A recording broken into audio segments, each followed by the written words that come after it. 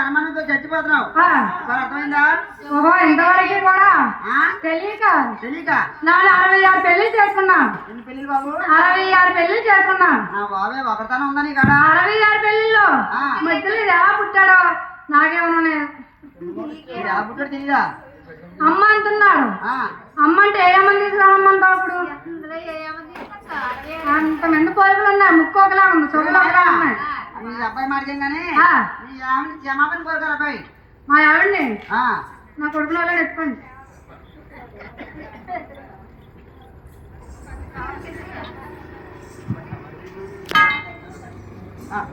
తెలియక నువ్వు ఎక్కడ పోయావో నీ మీద బెంగ పెట్టుకొని నీ మీద బెగిలిపోయి జర పెట్టుకొని నన్ను చాలా మాట్లాడినాను.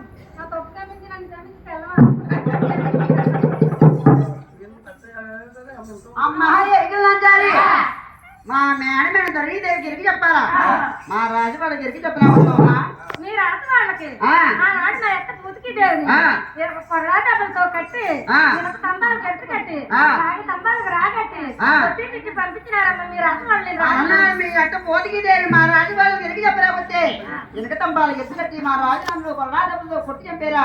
అలా నా మీ అట్టకి జరిగిన కాచారం నీకు జరుగుతుందని భయపడుతున్నావు అమ్మా. అలా నాడు